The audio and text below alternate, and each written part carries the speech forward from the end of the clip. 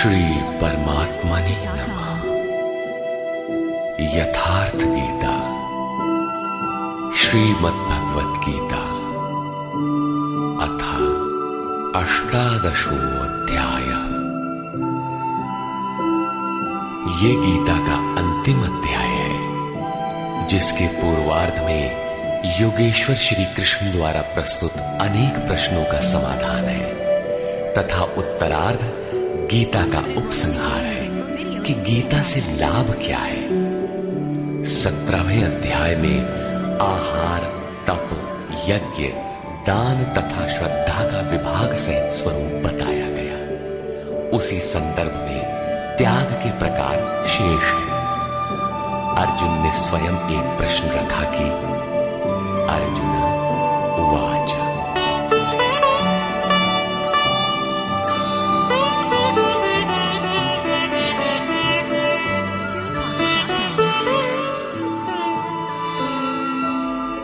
सन्न्यासस्य महाबाहो तत्त्वमिच्छामि वेदितुम् त्यागस्य च ऋषिकेश पृथक् केशिनिषूदन।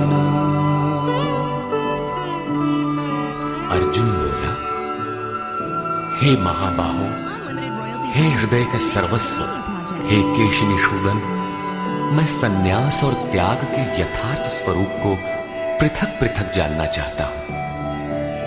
पूर्ण त्याग सन्यास है, जहां संकल्प और संस्कारों का भी समापन है, और इससे पहले साधना की पूर्ति के लिए उत्तरोत्तर आसक्ति का त्याग ही त्याग है। यहां दो प्रश्न हैं कि सन्यास के तत्व को जानना चाहता हूं और दूसरा है कि त्याग के तत्व को जानना चाहता हूं। इस पर योगेश्वर श्री कृष्ण ने कहा, श्री भगवान उवाच।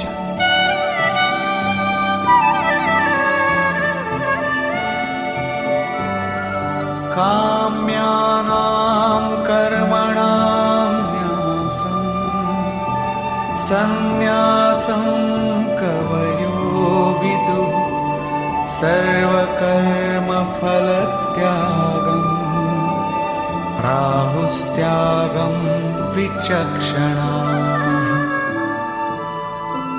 अर्जुन, कितने ही पंडित जन काम्य कर्मों के त्याग को सन्यास कहते हैं और कितने ही विचार कुशल पुरुष संपूर्ण कर्म फलों के त्याग को त्याग कहते हैं। त्याज्यं दोषवदित्येके कर्म प्राहुर्मनीषिणः यज्ञदानतपः कर्म न त्याज्यमिति चापरे। कई एक विद्वान ऐसा कहते हैं कि सभी कर्म दोष युक्त हैं, अतः त्याग देने योग्य है, और दूसरे विद्वान ऐसा कहते हैं कि यज्ञ, दान और तप त्यागने योग्य नहीं है। इस प्रकार अनेक मत प्रस्तुत करके योगेश्वर अपना भी निश्चित मत देते हैं।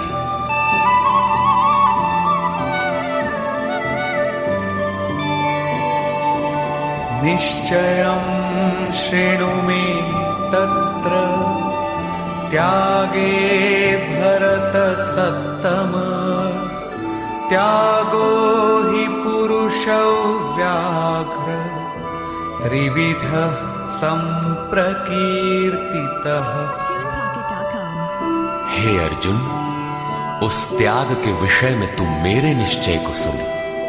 हे पुरुष श्रेष्ठ, वो त्याग 3 प्रकार का कहा गया है। यज्ञदान तपः कर्म न त्याज्यं कार्यमेव तत् यज्ञोदानं तपश्चैव पावनानि मनीषिणाम्। यज्ञ, दान और तप ये 3 प्रकार के कर्म त्यागने योग्य नहीं है। इन्हें तो करना ही चाहिए, क्योंकि यज्ञ, दान और तप तीनों ही पुरुषों को पवित्र करने वाले हैं। श्री कृष्ण ने 4 प्रचलित मतों का उल्लेख किया। पहला, काम्य कर्मों का त्याग। दूसरा, संपूर्ण कर्म फलों का त्याग। तीसरा, दोष युक्त होने के कारण सभी कर्मों का त्याग। और चौथा मत था, यज्ञ, दान और तप त्यागने योग्य नहीं है। उनमें से एक मत से अपनी सहमति प्रकट करते हुए कहा कि अर्जुन, मेरा भी यह निश्चित किया हुआ मत है कि यज्ञ, दान और तप रूप क्रिया त्यागने योग्य नहीं है। इससे सिद्ध है कि कृष्ण काल में भी कई मत प्रचलित थे, जिनमें एक यथार्थ था। उस काल में भी कई मत थे, आज भी है। महापुरुष जब दुनिया में आता है तो कई मत मतांतरों में से कल्याणकारी मत को निकालकर सामने खड़ा कर देता है। प्रत्येक महापुरुष ने यही किया है। श्री कृष्ण ने भी यही किया। उन्होंने कोई नया मार्ग नहीं बताया, बल्कि प्रचलित कई मतों के बीच सत्य को समर्थन देकर उसे स्पष्ट कर दिया।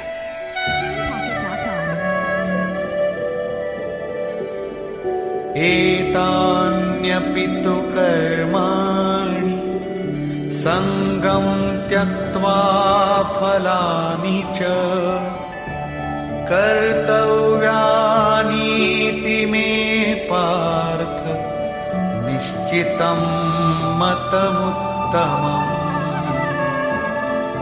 योगेश्वर श्री कृष्ण बल देकर कहते हैं, पार्थ, यज्ञ, दान और तप रूप कर्म आसक्ति और फल को त्याग कर अवश्य करना चाहिए। ये मेरा निश्चय किया हुआ उत्तम मत है।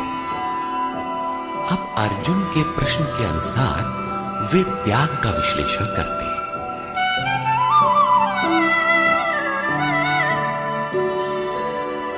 नियतस्य तु सन्न्यासः कर्मणो नोपपद्यते मोहात् तस्य परित्यागस् तामसः परिकीर्तितः। हे अर्जुन, नियत कर्म। श्री कृष्ण के शब्दों में नियत कर्म एक ही है, यज्ञ की प्रक्रिया। इस नियत शब्द को 8-10 बार योगेश्वर ने कहा। इस पर बार बार बल दिया कि कहीं साधक भटक कर दूसरा न करने लगे।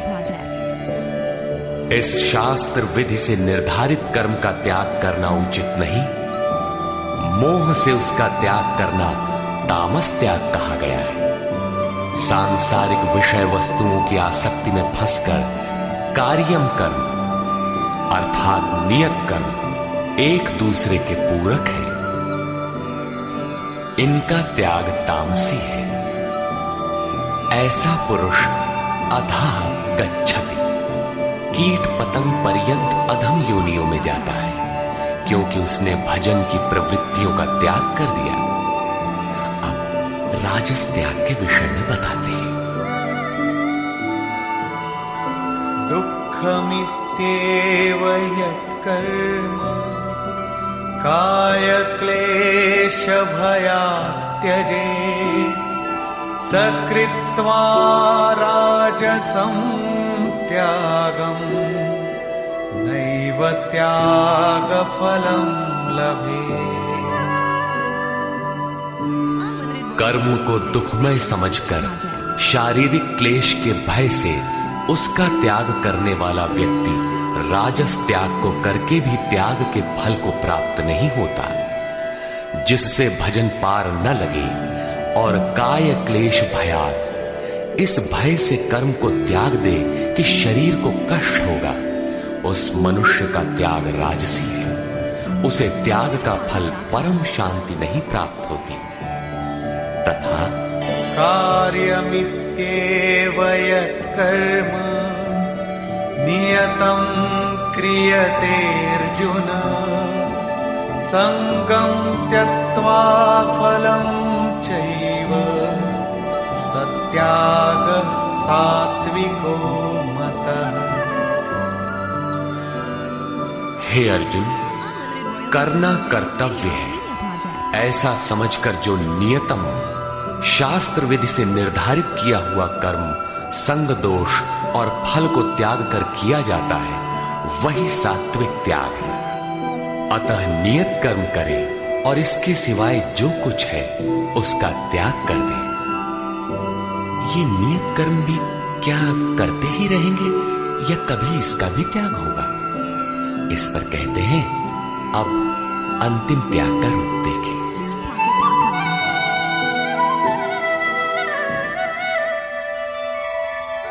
न त्वेष्ट्य कुशलं कर्म कुशलेनानुषज्यते, त्यागी सत्त्वसमाविष्टो मेधावी छिन्न संशयः।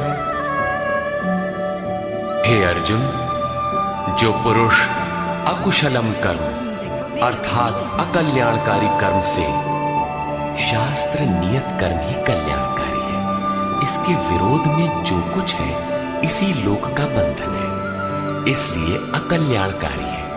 ऐसे कर्मों से द्वेष नहीं करता और अकल्याणकारी कर्म में आसक्त नहीं होता।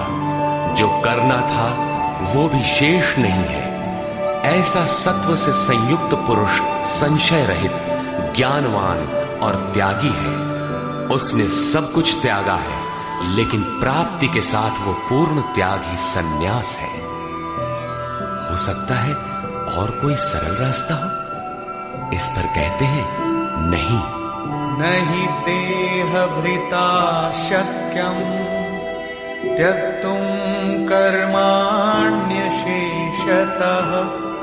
यस्तु कर्मफल त्यागी सत्यागीत्यभिधीयते। देहधारी पुरुषों के द्वारा अर्थात केवल शरीर ही नहीं जिसे आप देखते हैं, श्री कृष्ण के अनुसार प्रकृति से उत्पन्न सत रज तम तीनों गुण ही इस जीवात्मा को शरीरों में बांधते हैं। जब तक गुण जीवित है तब तक वो जीवधारी है। किसी न किसी रूप में शरीर परिवर्तित होता रहेगा, देह के कारण जब तक जीवित है। देहधारी पुरुषों के द्वारा संपूर्णता से सब कर्मों का त्याग संभव नहीं है। इसलिए जो पुरुष कर्म के फल का त्यागी है वही त्यागी है, ऐसा कहा जाता है। अतः जब तक शरीर के कारण जीवित हैं, तब तक नियत कर्म करें और उनके फल का त्याग करें। बदले में किसी फल की कामना न करें।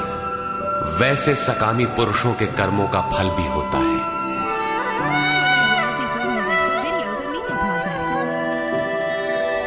अनिष्टमिष्टं मिश्रं च त्रिविधं कर्मणः फलम् भवत्यत्यागिनां प्रीत्य न तु सन्न्यासिनां क्वचित्। सकामी पुरुषों के कर्मों का अच्छा, बुरा और मिला हुआ ऐसा 3 प्रकार का फल मरने के पश्चात भी होता है। जन्म जन्मांतरों तक मिलता है, किंतु सन्यासी नाम सर्वस्व का न्यास अर्थात अंत करने वाले पूर्ण त्यागी पुरुषों के कर्मों का फल किसी भी काल में नहीं होता। यही शुद्ध सन्यास है। सन्यास चरमोत्कृष्ट अवस्था है। भले बुरे कर्मों का फल तथा पूर्ण न्यास काल में उनके अंत का प्रश्न पूरा हुआ। अब पुरुष के द्वारा शुभ अथवा अशुभ कर्म होने में क्या कारण है, इस पर देखें।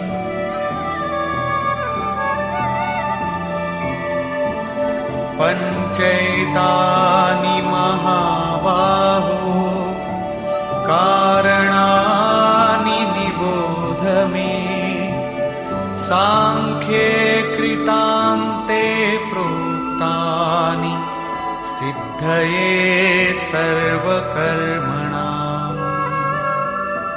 हे महाबाहो, संपूर्ण कर्मों की सिद्धि के लिए 5 कारण सांख्य सिद्धांत में कहे गए हैं, उन्हें तू मुझसे भली प्रकार जान।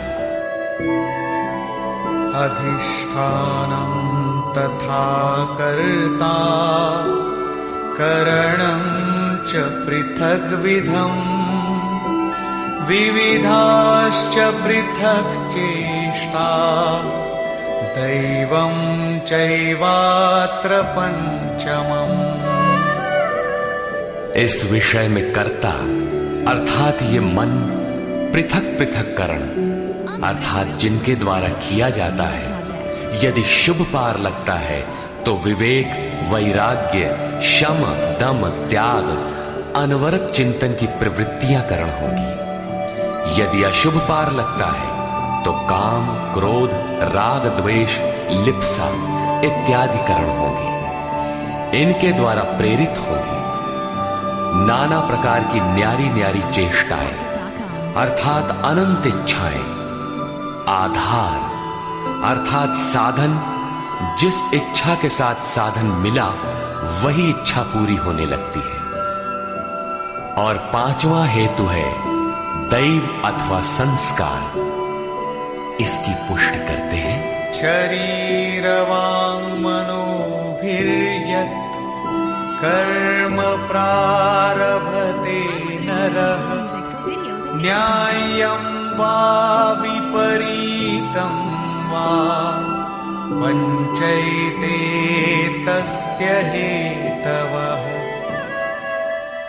मनुष्य मन, वाणी अथवा शरीर से शास्त्र के अनुसार अथवा विपरीत जो कुछ कर्म आरंभ करता है, उनके ये 5 ही कारण हैं। परंतु ऐसा होने पर भी तत्रैवं सति कर्तारम् आत्मानं केवलं तु यः पश्यत्यकृतबुद्धित्वान्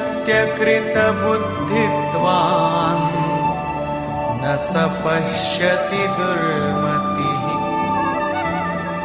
जो पुरुष अशुद्ध बुद्धि के कारण उस विषय में कैवल्य स्वरूप आत्मा को करता देखता है, वो दुर्बुद्धि यथार्थ नहीं देखता अर्थात भगवान नहीं करते। इस प्रश्न पर योगेश्वर श्री कृष्ण ने दूसरी बार बल दिया। अध्याय 5 में उन्होंने कहा था कि वो प्रभु न करता है, न कराता है, न क्रिया के संयोग को जोड़ता है। तो लोग कहते क्यों हैं? मोह से लोगों की बुद्धि आवृत है, इसलिए जो कुछ भी कह सकते हैं। यहां भी कहते हैं कर्म होने में 5 कारण हैं। उसके बावजूद भी जो कैवल्य स्वरूप परमात्मा को करता देखता है, वो मूढ़ बुद्धि अर्थात दुर्बुद्धि यथार्थ नहीं देखता अर्थात भगवान नहीं करते। जबकि अर्जुन के लिए वे ताल ठोक कर खड़े हो जाते हैं। निमित्त मात्रम भव, कि करता धरता तो मैं हूं, तू निमित्त बनकर खड़ा भर रहे। अंततः वे महापुरुष कहना क्या चाहते हैं? वस्तुतः भगवान और प्रकृति के बीच एक आकर्षण रेखा है। जब तक साधक प्रकृति की सीमा में है, भगवान नहीं करते।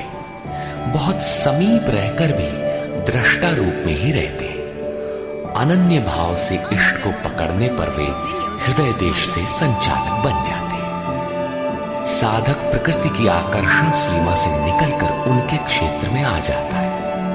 ऐसे अनुरागी के लिए वे ताल ठोककर सदैव खड़े रहते हैं। केवल उसी के लिए भगवान करते हैं।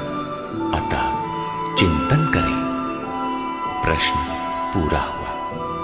आगे देखें। यस्य नाहं कृतो भावो बुद्धिर्यस्य न लिप्यते हत्वापि स इमान् लोकान् न हन्ति न निबध्यते। जिस पुरुष के अंतःकरण में मैं करता हूं ऐसा भाव नहीं है तथा जिसकी बुद्धि लिपायमान नहीं होती, वो पुरुष इन सब लोगों को मारकर भी वास्तव में न तो मारता है और न बंधता है। लोक संबंधी संस्कारों का विलय ही लोक संहार है। अब उस नियत कर्म की प्रेरणा कैसे होती है, इस पर देखें।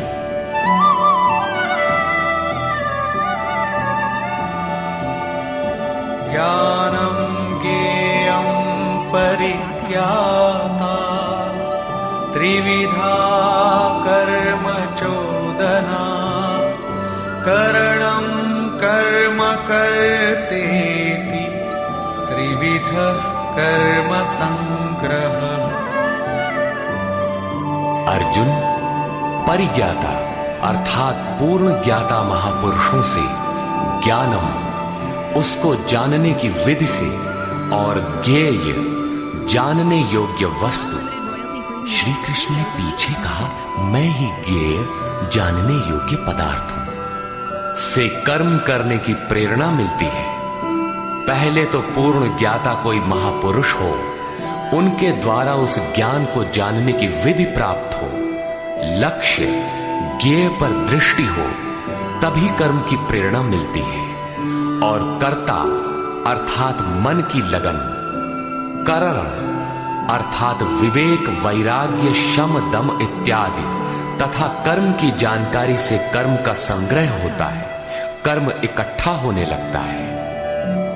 पीछे कहा गया था कि प्राप्ति के पश्चात उस पुरुष का कर्म किए जाने से कोई प्रयोजन नहीं होता और न छोड़ने से हानि ही होती है। फिर भी लोक संग्रह अर्थात पीछे वालों के हृदय में कल्याणकारी साधनों के संग्रह के लिए वो कर्म में बरतता है। कर्ता, करण और कर्म के द्वारा इनका संग्रह होता है। ज्ञान, कर्म और कर्ता के भी तीन भेद हैं।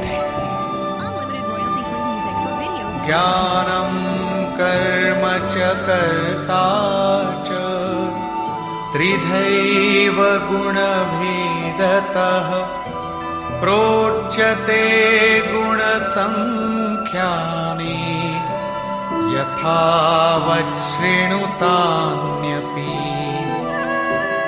ज्ञान, कर्म तथा कर्ता भी गुणों के भेद से सांख्य शास्त्र में तीन प्रकार के कहे गए हैं, उन्हें भी तू यथावत सुन। प्रस्तुत है पहले ज्ञान का भेद। सर्वभूतेषु येनैकम् भावमव्ययमीक्षते अविभक्तं विभक्तेषु तज्ज्ञानं विद्धि सात्विकम्।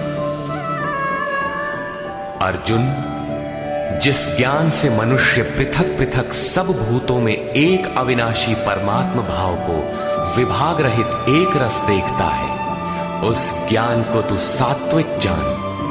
ज्ञान प्रत्यक्ष अनुभूति है, जिसके साथ ही गुणों का अंत होना है। ये ज्ञान की परिपक्व अवस्था है। अब राजस ज्ञान देखें।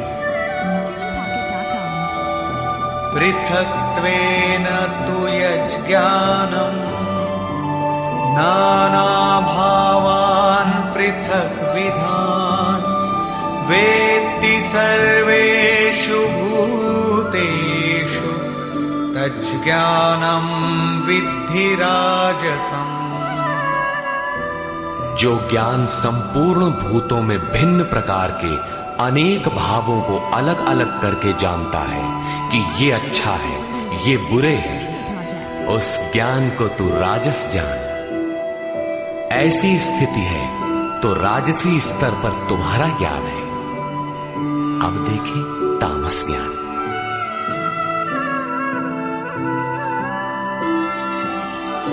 यत्तु कृत्स्नवदेकस्मिन् कार्ये सक्तमहैतुकम् अतत्त्वार्थवदल्पञ्च तत्तामसमुदाहृतम्। जो ज्ञान एकमात्र शरीर में ही संपूर्णता के सदृश आसक्त है, युक्ति रहित अर्थात जिसके पीछे कोई क्रिया नहीं है, तत्व के अर्थ स्वरूप परमात्मा की जानकारी से अलग करने वाला और तुच्छ है, वो ज्ञान तामस कहा जाता है।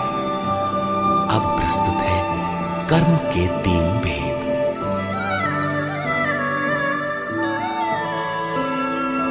नियतं संगरहितं अरागद्वेषतः कृतम् अफलप्रेप्सुना कर्म यत्तत् सात्विकमुच्यते। जो कर्म नियतम शास्त्र विधि से निर्धारित है, अन्य नहीं, संग दोष और फल को न चाहने वाले पुरुष द्वारा बिना राग द्वेष के किया जाता है, वो कर्म सात्विक कहा जाता है। नियत कर्म अर्थात आराधना चिंतन है, जो परम में प्रवेश दिलाता है।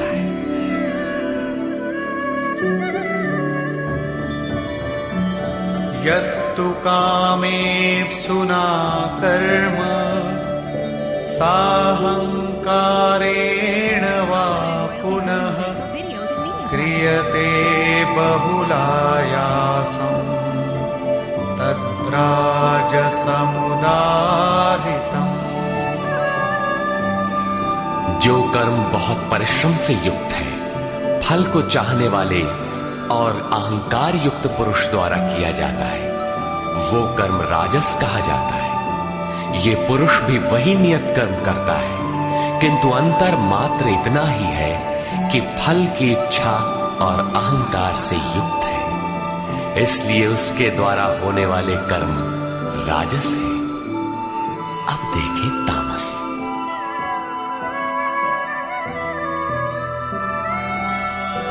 अनुबंधं क्षयं हिंसाम् अनवेक्ष्य च पौरुषं मोहादारभ्यते कर्म यत्तत्तामसमुच्यते।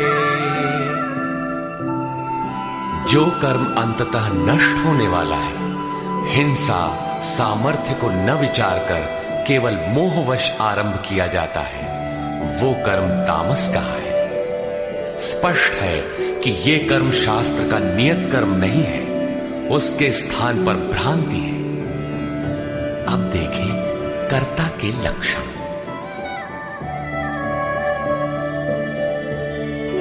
मुक्त संगो नहं वादी धृत्युत्साह समन्वितः सिद्ध्य सिद्ध्योर्निर्विकारः कर्ता सात्विक उच्यते।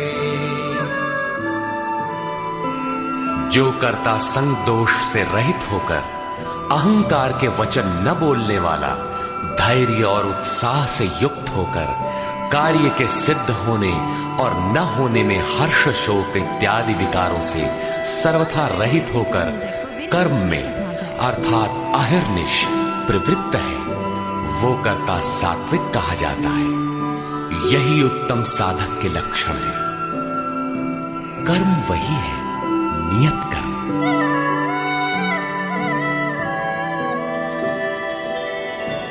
रागी कर्म फल प्रेप्सुः लुब्धो हिंसात्मको शुचिः हर्ष शोकान्वितः कर्ता राजसः परिकीर्तितः।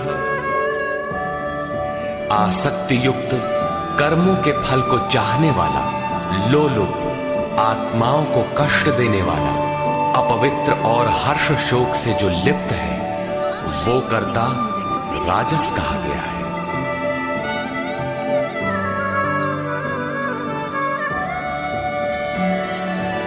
अयुक्तः प्राकृतः स्तब्धः शठो नैष्कृतिको लसः विषादी दीर्घसूत्री च कर्ता तामस उच्यते।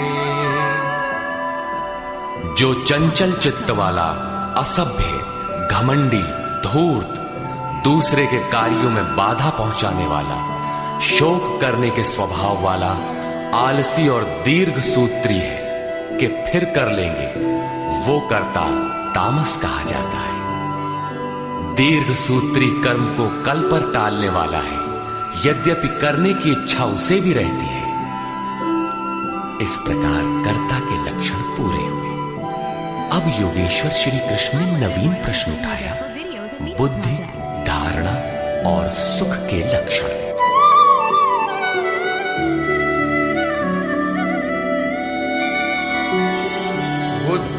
बुद्धेर्भेदं धृतेश्चैव गुणतस्त्रिविधं शृणु प्रोच्यमानमशेषेण पृथक्त्वेन धनंजय।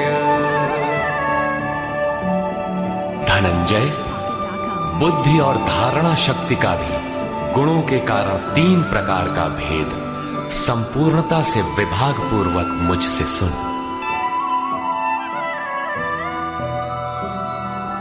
प्रवृत्तिं च निवृत्तिं च कार्याकार्ये भयाभये बन्धं मोक्षं च या वेत्ति बुद्धिः सा पार्थ सात्विकी। पार्थ, प्रवृत्ति और निवृत्ति को, कर्तव्य और अकर्तव्य को, भय और अभय को तथा बंधन और मोक्ष को जो बुद्धि यथार्थ जानती है, वो बुद्धि सात्विकी है, अर्थात परमात्म पथ, आवागमन पथ दोनों की भली प्रकार जानकारी सात्विक बुद्धि है। यथा यया धर्ममधर्मं च कार्यं चाकार्यमेव च अयथावत् प्रजानाति बुद्धिः सा पार्थ राजसी। पार्थ, जिस बुद्धि द्वारा मनुष्य धर्म और अधर्म को तथा कर्तव्य और अकर्तव्य को भी यथावत नहीं जानता, अधूरा जानता है, वो बुद्धि राजसी है। अब तामसी बुद्धि का स्वरूप देखें।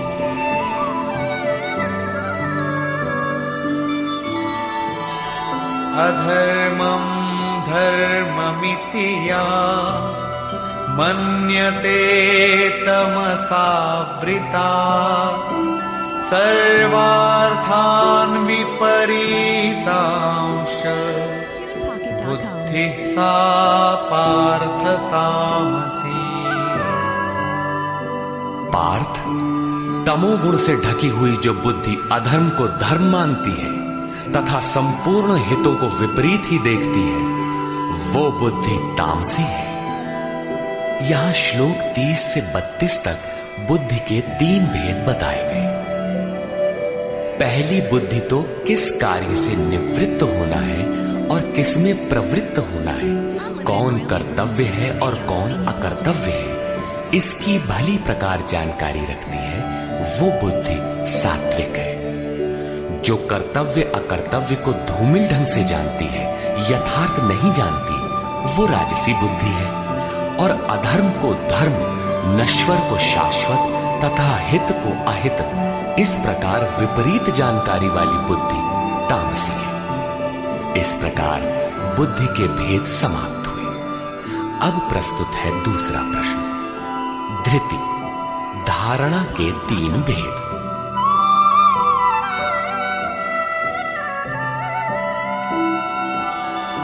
धृत्यायया धारयते मनः प्राणेन्द्रिय क्रिया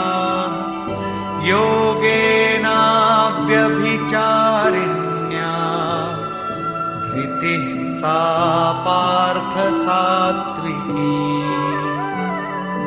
योगेन, यौगिक प्रक्रिया के द्वारा अव्यभिचारिणी, योग चिंतन के अलावा दूसरे किसी स्फुरण का आना व्यभिचार है। चित्त का बहक जाना व्यभिचार है।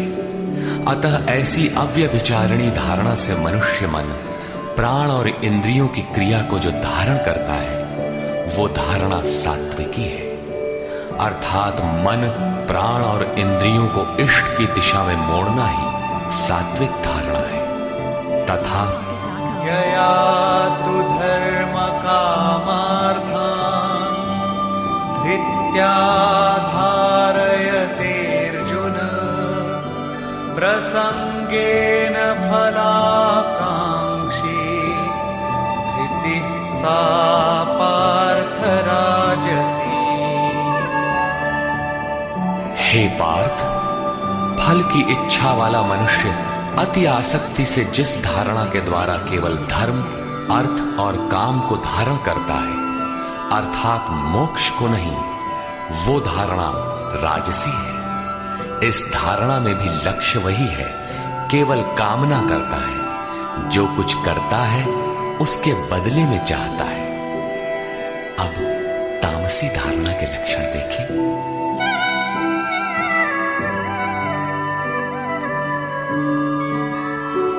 यया स्वप्नं भयं शोकं विषादं मदमेव च न विमुञ्चति दुर्मेधा धृतिः सा पार्थ तामसी।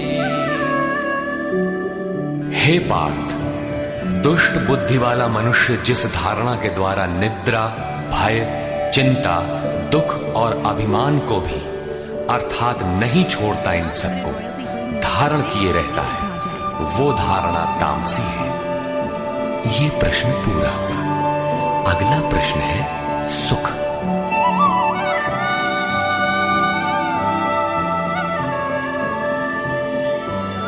सुखं त्विदानीं त्रिविधम् शृणु मे भरतर्षभ अभ्यासाद्रमते यत्र दुःखान्तं च निगच्छति।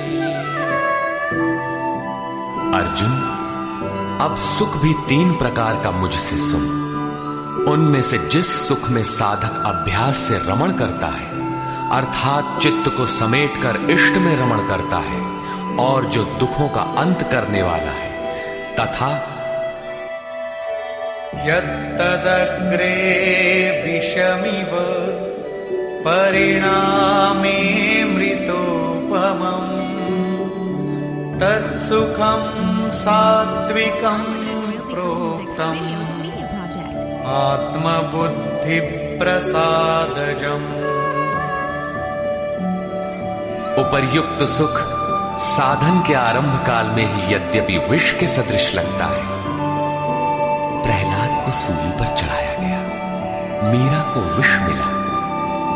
कबीर कहते हैं, सुखिया सब संसार है, खाए और सोवे, दुखिया दास कबीर है, जागे और रोवे। अतः आरंभ में विष जैसा भासता है, परंतु परिणाम में अमृत तुल्य है, अमृत तत्व को दिलाने वाला है। अतः आत्म विषयक बुद्धि के प्रसाद से उत्पन्न हुआ सुख सात्विक कहा गया है। तथा विषयेन्द्रिय संयोगात् यत्तदग्रे मृतोपमम् परिणामे विषमिव तत्सुखं राजसं स्मृतम्। जो सुख विषय और इंद्रियों के संयोग से होता है, वो यद्यपि भोग काल में अमृत के सदृश लगता है, किंतु परिणाम में विष के सदृश है, क्योंकि जन्म मृत्यु का कारण है। वो सुख राजस कहा गया है। तथा यदग्रे चानुबन्धे च सुखं मोहनमात्मनः निद्रालस्य प्रमादोत्थं तामसमुदाहृतम्। जो सुख भोग काल और परिणाम में भी आत्मा को मोह में डालने वाला है, निद्रा या निशा सर्वभूतानाम, जगत की निशा में अचेत रखने वाला है। आलस्य और व्यर्थ की चेष्टाओं से उत्पन्न वो सुख तामस कहा गया है। अब योगेश्वर श्री कृष्ण गुणों की पहुंच बताते हैं। न तदस्ति पृथिव्यां वा दिवि देवेषु वा पुनः सत्वं प्रकृतिजैर्मुक्तम् यदेभिः स्यात् त्रिभिर्गुणैः। अर्जुन, पृथ्वी में, स्वर्ग में अथवा देवताओं में ऐसा कोई भी प्राणी नहीं जो प्रकृति से उत्पन्न हुए तीनों गुणों से रहित हो, अर्थात ब्रह्मा से लेकर कीट पतंग यावन मात्र जगत क्षणभंगुर मरने जीने वाला है, तीनों गुणों के अंतर्गत है। अर्थात देवता भी तीनों गुणों का विकार है, नश्वर है। यहां वाय देवताओं को योगेश्वर ने चौथी बार लिया। अध्याय 7, 9, 17 तथा यहाँ 18वें अध्याय में इन सब का एक ही अर्थ है कि देवता तीनों गुणों के अंतर्गत है। जो इन्हें भजता है, नश्वर की पूजा करता है।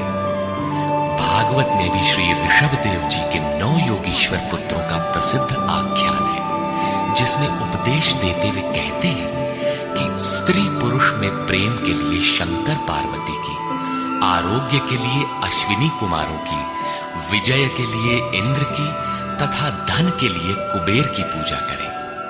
इसी तरह विविध कामनाएं बताकर अंत में निर्णय देते हैं कि संपूर्ण कामनाओं की पूर्ति और मोक्ष के लिए तो एकमात्र नारायण की ही पूजा करनी चाहिए। तुलसी मूलहि सींचिए, फूलई फलई अघाई। अस्तु, सर्वव्यापक प्रभु का स्मरण करें, जिसकी पूर्ति के लिए सद्गुरु की शरण, निष्कपट भाव से प्रश्न और सेवा एकमात्र उपाय है। आसुरी और दैवी संपद अंतःकरण की 2 वृत्तियां हैं, जिसमें दैवी संपद परम देव परमात्मा का दिग्दर्शन कराती है, इसलिए दैवी कही जाती है। किंतु ये भी तीनों गुणों के ही अंतर्गत है। गुण शांत होने के पश्चात इनकी भी शांति हो जाती है। तत्पश्चात उस आत्म तृप्ति योगी के लिए कोई भी कर्तव्य शेष नहीं रह जाता। अब प्रस्तुत है पीछे से आरंभ हुआ प्रश्न, वर्ण व्यवस्था। वर्ण जन्म प्रधान है अथवा कर्मों से पाई जाने वाली अंतःकरण की योग्यता का नाम है। इस पर देखें। ब्राह्मण क्षत्रिय विशां शूद्राणां च परन्तप कर्माणि प्रविभक्तानि स्वभाव प्रभवैर्गुणैः। हे परंतप, ब्राह्मण, क्षत्रिय, वैश्य और शूद्रों के कर्म स्वभाव से उत्पन्न गुणों द्वारा विभक्त किए गए हैं। स्वभाव में सात्विक गुण होगा तो आप में निर्मलता होगी, ध्यान समाधि की क्षमता होगी। तामसी गुण होगा तो आलस्य, निद्रा, प्रमाद रहेगा। उसी स्तर से आपसे कर्म भी होगा। जो गुण कार्यरत है वही आपका वर्ण है, स्वरूप है। इस प्रश्न को योगेश्वर श्री कृष्ण ने यहां चौथी बार लिया है। अध्याय 2 में इन 4 वर्णों में से एक क्षत्रिय का नाम लिया कि क्षत्रिय के लिए युद्ध से श्रेयतर कोई मार्ग नहीं है। तीसरे अध्याय में उन्होंने कहा कि दुर्बल गुण वाले के लिए भी उसके स्वभाव से उत्पन्न योग्यता के अनुसार धर्म में प्रवृत्त होना, उसमें मर जाना भी परम कल्याणकारक है। दूसरों की नकल करना भयावह है। अध्याय 4 में बताया कि 4 वर्णों की सृष्टि मैंने की। तो क्या मनुष्यों को 4 जातियों में बांटा? कहते हैं नहीं, गुण कर्म विभागशः, गुणों के योग्यता से कर्म को 4 सोपानों में बांटा। यहां गुण एक पैमाना है, उसके द्वारा माप कर कर्म करने की क्षमता को 4 भागों में बांटा। श्री कृष्ण के शब्दों में कर्म एकमात्र अव्यक्त पुरुष के प्राप्ति की क्रिया है। ईश्वर प्राप्ति का आचरण आराधना है, जिसकी शुरुआत मात्र एक इष्ट में श्रद्धा से है। चिंतन की विधि विशेष है, जिसे पीछे बताए हैं। इस यज्ञार्थ कर्म को ही 4 भागों में बांटा। अब कैसे समझें कि हम में कौन से गुण हैं और किस श्रेणी के हैं? इस पर यहां कहते हैं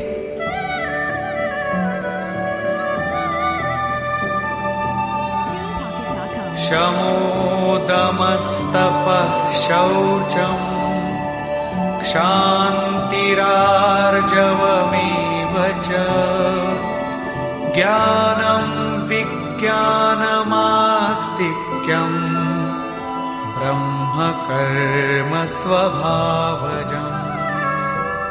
मन का शमन, इंद्रियों का दमन, पूर्ण पवित्रता, मन, वाणी और शरीर को इष्ट के अनुरूप तपाना, क्षमा भाव, मन, इंद्रियों और शरीर की सर्वथा सरलता, आस्तिक बुद्धि अर्थात एक इष्ट में सच्ची आस्था, ज्ञान अर्थात परमात्मा की जानकारी का संचार, विज्ञान अर्थात परमात्मा से मिलने वाले निर्देशों की जागृति एवं उसके अनुसार चलने की क्षमता, ये सब स्वभाव से उत्पन्न हुए ब्राह्मण के कर्म हैं। अर्थात जब स्वभाव में ये योग्यताएं पाई जाए, कर्म धारावाही होकर स्वभाव में ढल जाए, तो वो ब्राह्मण श्रेणी का करता है। तथा शौर्यं तेजो धृतिर्दाक्षम् युद्धे चाप्यपलायनम् दानमीश्वर भावश्च क्षात्रं कर्म स्वभावजम्। शूरवीरता, ईश्वरीय तेज का मिलना, धैर्य, चिंतन में दक्षता अर्थात कर्मसु कौशलम, कर्म करने में दक्षता, प्रकृति के संघर्ष से न भागने का स्वभाव, दान अर्थात सर्वस्व का समर्पण, सब भावों पर स्वामी भाव अर्थात ईश्वर भाव, ये सब क्षत्रिय के स्वभावजम, स्वभाव से उत्पन्न हुए कर्म है। स्वभाव में ये योग्यताएं पाई जाती हैं तो वो कर्ता क्षत्रिय है। अब प्रस्तुत है वैश्य तथा शूद्र का स्वरूप।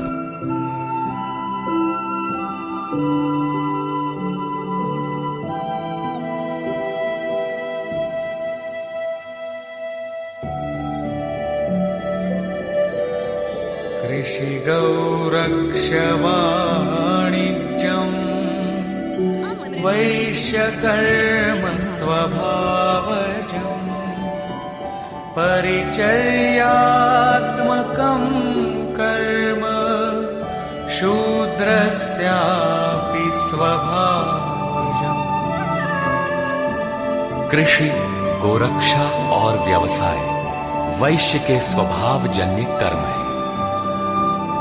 गोपालन ही क्यों, भैंस को मार डाले, बकरी न रखे, ऐसा कुछ नहीं है। सुदूर वैदिक वाडहमय में गो शब्द अंतःकरण एवं इंद्रियों के लिए प्रचलित था। गोरक्षा का अर्थ है इंद्रियों की रक्षा। विवेक, वैराग्य, शम, दम के द्वारा इंद्रियां सुरक्षित होती है। काम, क्रोध, लोभ, मोह के द्वारा ये विभक्त हो जाती हैं, क्षीण हो जाती है। आत्मिक संपत्ति ही स्थिर संपत्ति है। ये अपना निज धन है, जो एक बार साथ हो जाने पर सदैव साथ देती है। प्रकृति के द्वंद्वों में से उनका शनैः शनैः संग्रह करना व्यवसाय है। विद्याधनम सर्वधन प्रधानम, इसे अर्जित करना वाणिज्य है। खेती शरीर ही एक क्षेत्र है। इसके अंतराल में बोया हुआ बीज संस्कार रूप में भला बुरा जमता है। अर्जुन, इस निष्काम कर्म में बीज अर्थात आरंभ का नाश नहीं होता। परम तत्व के चिंतन का जो बीज इस क्षेत्र में पड़ा है, उसे सुरक्षित रखते हुए इसमें आने वाले विजातीय विकारों का निराकरण करते जाना खेती है। अपने से उन्नत अवस्था वाले, प्राप्ति वाले गुरुजनों की सेवा करना शूद्र का स्वभावजन्य कर्म है। शूद्र का अर्थ नीच नहीं, अपितु अल्पज्ञ है। निम्न श्रेणी का साधक ही शूद्र है। प्रवेशिका श्रेणी का वो साधक परिचर्या से ही आरंभ करे। स्वभाव परिवर्तनशील है। स्वभाव के परिवर्तन के साथ वर्ण परिवर्तन हो जाता है। वस्तुतः ये वर्ण अति उत्तम, उत्तम, मध्यम और निकृष्ट 4 अवस्थाएं हैं। कर्म पथ पर चलने वाले साधकों की ऊंची नीची 4 सीढ़ियां हैं, क्योंकि कर्म एक ही है, नियत कर्म। श्री कृष्ण कहते हैं कि परम सिद्धि की प्राप्ति का यही एक रास्ता है कि स्वभाव में जैसी योग्यता है वहीं से लगे। इसको देखें।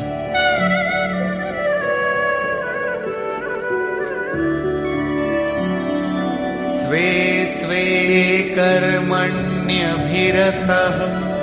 संसिद्धिं लभते नरः। स्वकर्मनिरतः सिद्धिं यथा विन्दति तच्छृणु।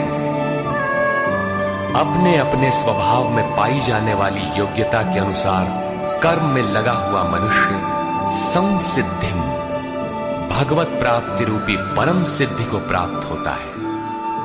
पहले भी कहे आए हैं, इस कर्म को करके तू परम सिद्धि को प्राप्त होगा। कौन सा कर्म करके? अर्जुन, तू शास्त्र विधि से निर्धारित कर्म, यज्ञार्थ कर्म कर। अब स्वकर्म करने की क्षमता के अनुसार कर्म में लगा हुआ मनुष्य परम सिद्धि को किस प्रकार प्राप्त होता है, वो विधि तुम मुझसे सुन। ध्यान दे। यतः प्रवृत्तिर्भूतानां येन सर्वमिदं ततं। स्वकर्मणा तमभ्यर्च सिद्धिं विन्दति मानवः। जिस परमात्मा से सब भूतों की उत्पत्ति हुई, जिससे ये संपूर्ण जगत व्याप्त है, उस परमेश्वर को स्वकर्मणा, अपने स्वभाव से उत्पन्न हुए कर्म के द्वारा अर्चन कर परम सिद्धि को प्राप्त होता है। अतः परमात्मा की भावना और परमात्मा का ही सर्वांगीण अर्चन और क्रमशः चलना आवश्यक है। जैसे कोई बड़ी कक्षा में बैठ जाए तो छोटी भी खो देगा और बड़ी तो मिलेगी ही नहीं। अतः इस कर्म पथ पर सोपानशः चलने का विधान है। जैसे अध्याय 18 के 6 श्लोक में। इसी पर पुनः बल देते हुए कहते हैं कि आप अल्पज्ञ ही क्यों ना हो, वहीं से आरंभ करें। वो विधि है परमात्मा के प्रति समर्पण।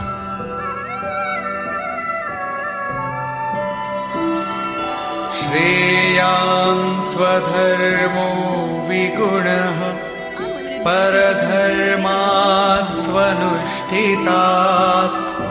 स्वभावनियतं कर्म कुर्वन्नाप्नोति किल्बिषम्। अच्छी प्रकार अनुष्ठान किए हुए दूसरे के धर्म से गुण रहित भी स्वधर्म परम कल्याणकारक है। स्वभाव नियतम, स्वभाव से निर्धारित किया हुआ कर्म करता हुआ मनुष्य पाप अर्थात आवागमन को प्राप्त नहीं होता। प्रायः साधकों को उच्चाटन होने लगता है कि हम सेवा करते ही रहेंगे।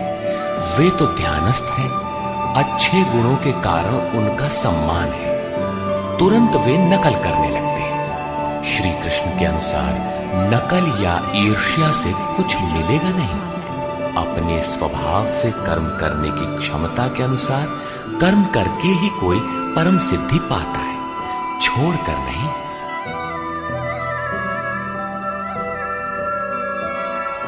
सहजं कर्म कौन्तेय सदोषमपि न त्यजेत्। सर्वारम्भा हि दोषेण धूमेनाग्निरिवावृता।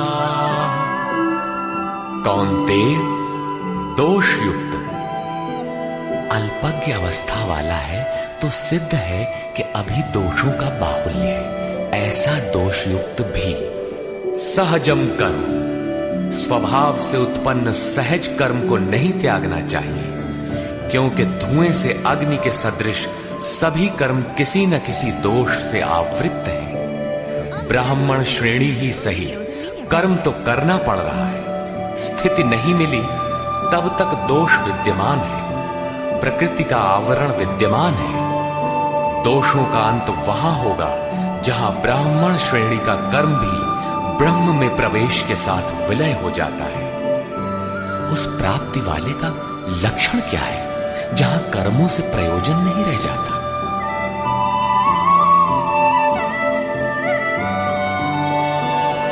असक्त बुद्धि सर्वत्र जितात्मा विगत स्पृहः। नैष्कर्म्य सिद्धिं परमा संन्यासेनाधिगच्छति। सर्वत्र आसक्ति से रहित बुद्धि वाला, स्पृहा से सर्वथा रहित, जीते हुए अंतःकरण वाला पुरुष सन्यासी नाम सर्वस्व के न्यास की अवस्था में परम नैष्कर्म्य की सिद्धि को प्राप्त होता है। यहां सन्यास और परम नैष्कर्म्य सिद्धि पर्याय है। यहां सांख्य योगी वहीं पहुंचता है जहां की निष्काम कर्मयोगी। ये उपलब्धि दोनों मार्गियों के लिए समान है। अब परम नैष्कर्म्य सिद्धि को प्राप्त हुआ पुरुष जैसे ब्रह्म को प्राप्त होता है, उसका संक्षेप में चित्रण करते हैं।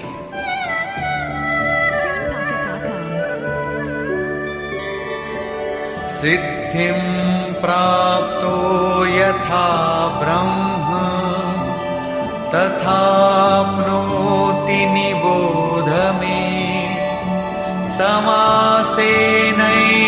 कौन्तेय निष्ठा ज्ञानस्य या परा।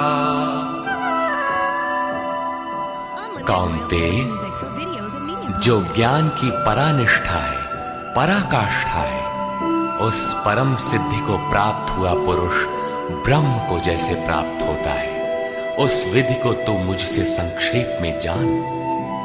अगले श्लोक में वही विधि बता रहे हैं, ध्यान दे। बुद्ध्या विशुद्धया युक्तो धृत्यात्मानं नियम्य च। शब्दादीन् विषयांस् त्यक्त्वा रागद्वेषौ व्युदस्य च। विविक्तसेवी लघ्वाशी यत वाक्कायमानसः। ध्यानयोगपरो नित्यम् वैराग्यं समुपाश्रितः। अर्जुन, विशेष रूप से शुद्ध बुद्धि से युक्त एकांत और शुभ देश का सेवन करने वाला, साधना में जितना सहायक हो उतना ही आहार करने वाला, जीते हुए मन, वाणी और शरीर वाला, दृढ़ वैराग्य को भली प्रकार प्राप्त हुआ पुरुष निरंतर ध्यान योग के परायण और ऐसी धारणा से युक्त, अर्थात इसी सब को धारण करने वाला, तथा अंतःकरण को वश में करके शब्दादिक विषयों को त्याग कर राग द्वेष को नष्ट करके तथा अहंकारं बलं दर्पं कामं क्रोधं परिग्रहं विमुच्य निर्ममः शान्तो ब्रह्मभूयाय कल्पते। अहंकार, बल, घमंड, काम, क्रोध, बाह्य वस्तुओं और आंतरिक चिंतनों का त्याग कर ममता रहित शांत अंतःकरण हुआ पुरुष पर ब्रह्म के साथ एक ही भाव होने के लिए योग्य होता है। आगे देखें।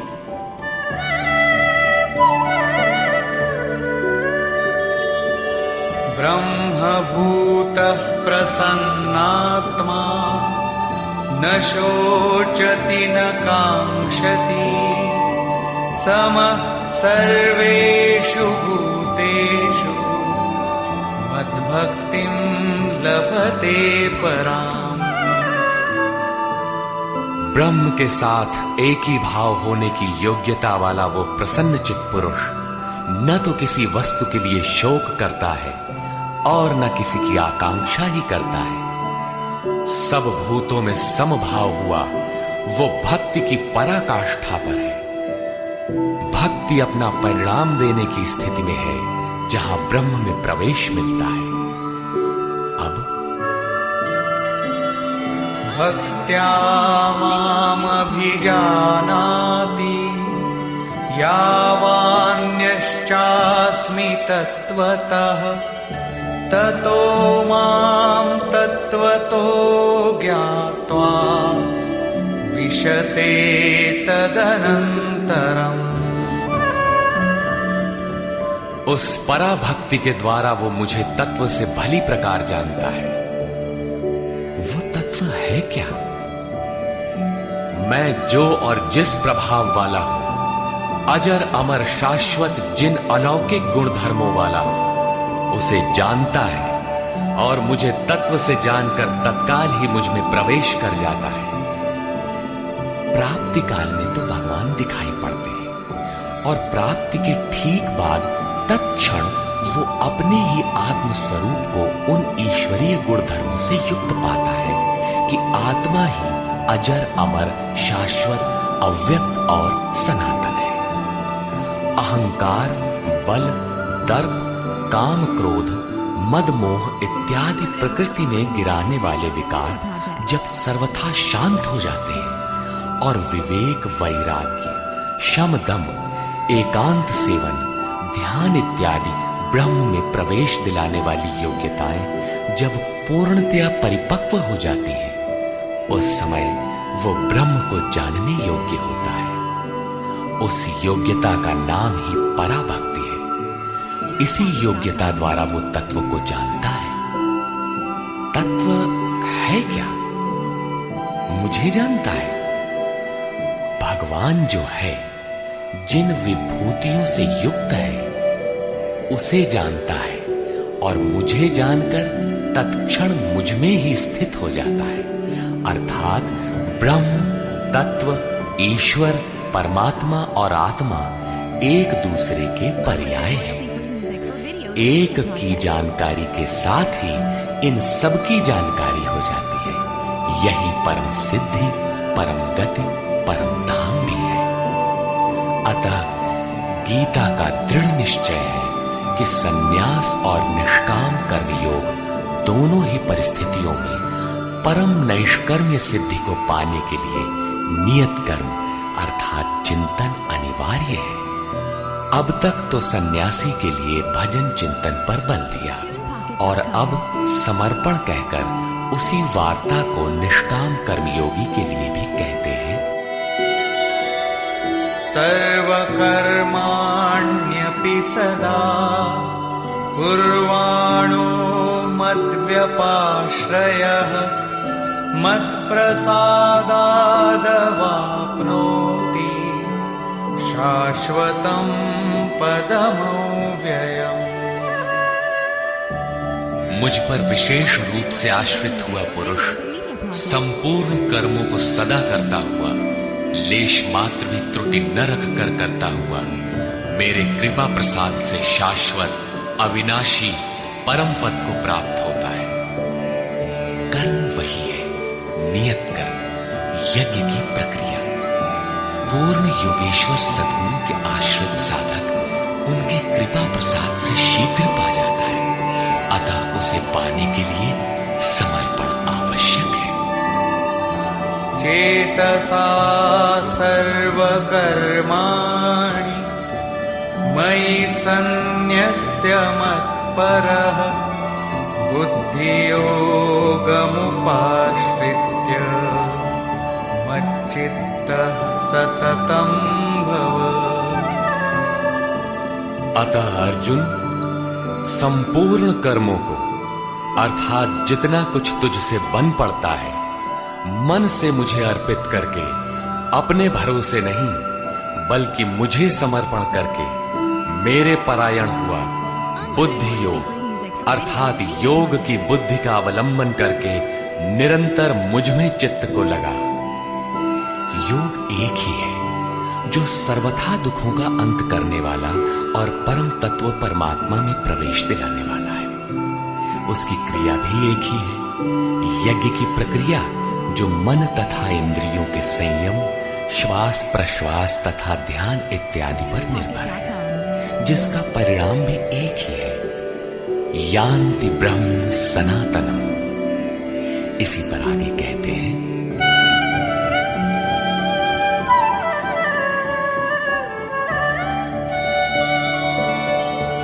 मच्चित्तः सर्वदुर्गाणि मत्प्रसादात् तरिष्यसि अथ चेत्त्वमहङ्कारात् न श्रोष्यसि विनङ्क्ष्यसि। इस प्रकार मुझ में निरंतर चित्त को लगाने वाला होकर तू मेरी कृपा से मन और इंद्रियों के संपूर्ण दुर्गों को अनायास ही तर जाएगा। इंद्रिन द्वार झरोखा नाना, तह तह सुर बैठे करिथाना। आवत देखहि विषय वयारी, ते हठ देह कपाट उघारी। ये ही दुर्जय दुर्ग है, मेरी कृपा से तू इन बाधाओं का अतिक्रमण कर जाएगा। किंतु अहंकारवश यदि तू मेरे वचनों को नहीं सुनेगा तो विनष्ट हो जाएगा, परमार्थ से च्युत हो जाएगा। पुनः इसी पर बल देते हैं,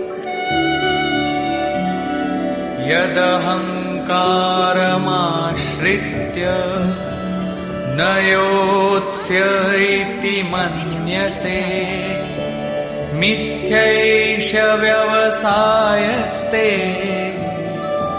प्रकृतिस्त्वां नियोक्ष्यति। जो तू अहंकार का आश्रय लेकर ऐसा मानता है कि युद्ध नहीं करूंगा, तो ये तेरा निश्चय मिथ्या है, क्योंकि तेरा स्वभाव तुझे बलात् युद्ध में लगा देगा। स्वभावजेन कौन्तेय निबद्ध स्वेन कर्मणा कर्तुं नेच्छसि यन्मोहात् करिष्यस्य वशोऽपि तत्। कौन्तेय, मोहवश तू जिस कर्म को नहीं करना चाहता, उसको भी अपने स्वभाव से उत्पन्न हुए कर्म से बंधा हुआ परवश होकर करेगा। प्रकृति के संघर्ष से न भागने का तुम्हारा क्षत्रिय श्रेणी का स्वभाव तुम्हें बरबस कर्म में लगाएगा। प्रश्न पूरा। अब वो ईश्वर रहता कहां है? इस पर कहते हैं, ईश्वरः सर्वभूतानां हृद्देशेऽर्जुन तिष्ठति भ्रामयन् सर्वभूतानि यन्त्रारूढानि मायया। अर्जुन, वो ईश्वर संपूर्ण भूत प्राणियों के हृदय देश में निवास करता है। इतना समीप है तो लोग जानते क्यों नहीं? माया रूपी यंत्र में आरूढ़ होकर सब लोग भ्रमवश चक्कर लगाते ही रहते हैं, इसलिए नहीं जानते। ये यंत्र बड़ा बाधक है जो बार बार नश्वर कलेवरों अर्थात शरीरों में घुमाता रहता है। तो शरण किसकी ले? तमेव शरणं गच्छ सर्वभावेन भारत, तत्प्रसादात् परां शान्तिं स्थानं प्राप्स्यसि शाश्वतम्। इसलिए हे भारत, संपूर्ण भाव से उस ईश्वर की जो हृदय देश में स्थित है अनन्य शरण को प्राप्त हो। उनके कृपा प्रसाद से तू परम शांति शाश्वत परम धाम को प्राप्त होगा। अतः ध्यान करना है तो हृदय देश में करें। ईश्वर का निवास स्थान हृदय है। भागवत के चतुर्श्लोकी गीता का सारांश भी यही है कि वैसे तो मैं सर्वत्र हूं, किंतु प्राप्त होता हूं तो हृदय देश में ध्यान करने से ही। इति ते ज्ञानमाख्यातम् गुह्याद् गुह्यतरं मया, विमृश्यैतदशेषेण यथेच्छसि तथा कुरु। इस प्रकार बस इतना ही गोपनीय से भी अति गोपनीय ज्ञान मैंने तेरे लिए कहा है। इस विधि से संपूर्ण रूप से विचार कर, फिर तू जैसा चाहता है वैसा कर। सत्य यही है, शोध की स्थली यही है, प्राप्ति की स्थली भी यही है। किंतु हृदय स्थित ईश्वर दिखाई नहीं देता, इस पर उपाय बताते हैं।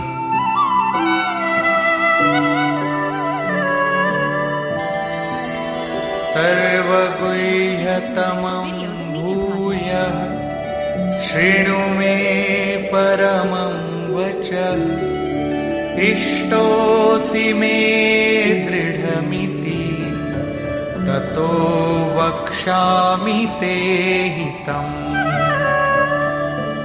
अर्जुन, संपूर्ण गोपनीय से भी अति गोपनीय मेरे रहस्य युक्त वचन को तू फिर भी सुन। कहा है किंतु फिर सुन। साधक के लिए इष्ट सदैव खड़े रहते हैं। क्योंकि तू मेरा अतिशय प्रिय है, इसलिए ये परम हितकारक वचन मैं तेरे लिए फिर भी कहूंगा। वो है क्या?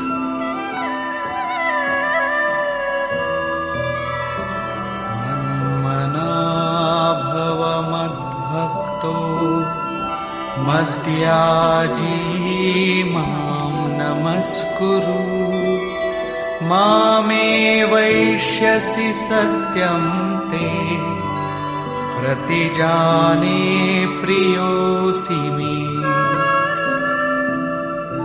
अर्जुन, तू मेरे में ही अनन्य मन वाला हो, मेरा अनन्य भक्त हो, मेरे प्रति श्रद्धा से पूर्ण हो, मेरे समर्पण में अश्रुपात होने लगे। मेरे को ही नमन कर। ऐसा करने से तू मेरे को ही प्राप्त होगा। ये मैं तेरे लिए सत्य प्रतिज्ञा करके कहता हूं, क्योंकि तू मेरा अत्यंत प्रिय है। पीछे बताया ईश्वर हृदय देश में है, उसकी शरण में जा। यहां कहते हैं मेरी शरण आ।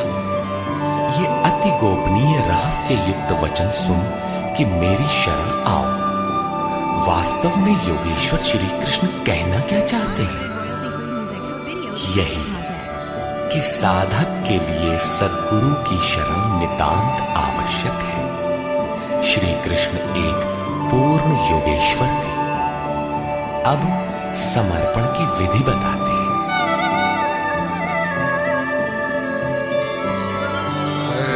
सर्वधर्मान् परित्यज्य मामेकं शरणं व्रज अहं त्वा सर्वपापेभ्यो मोक्षयिष्यामि मा शुचः। संपूर्ण धर्मों को त्याग कर, अर्थात मैं ब्राह्मण श्रेणी का करता हूं या शूद्र श्रेणी का, क्षत्रिय हूं अथवा वैश्य, इसके विचार को त्याग कर केवल एक मेरी अनन्य शरण को प्राप्त हो। मैं तुझे संपूर्ण पापों से मुक्त करा दूंगा।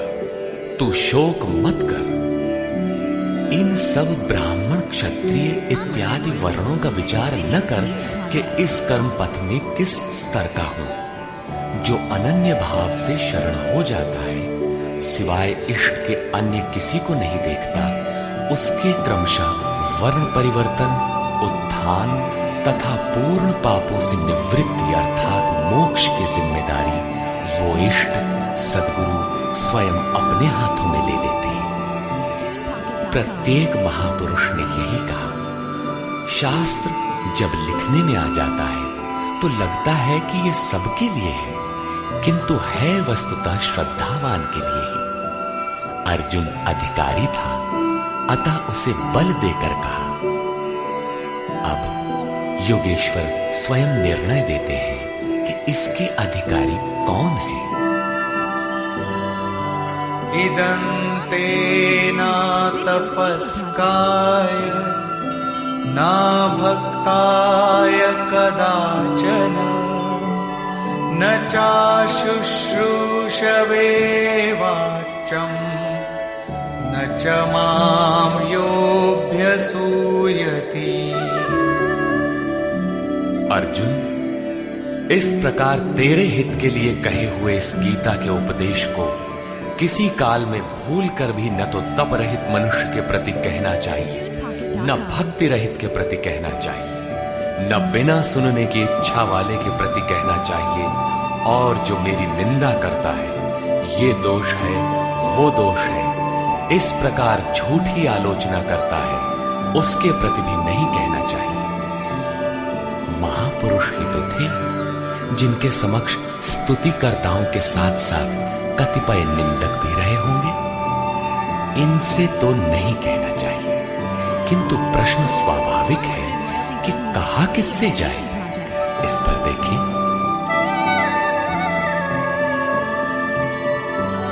यैमं परमं गुह्यं मद्भक्तेष्वभिधास्यति भक्तिं मयि परां कृत्वा मामे वैष्यत्य संशयः। जो मनुष्य मुझ में परम प्रेम करके इस परम रहस्य युक्त गीता के उपदेश को मेरे भक्तों में कहेगा, वो निसंदेह मुझे ही प्राप्त होगा।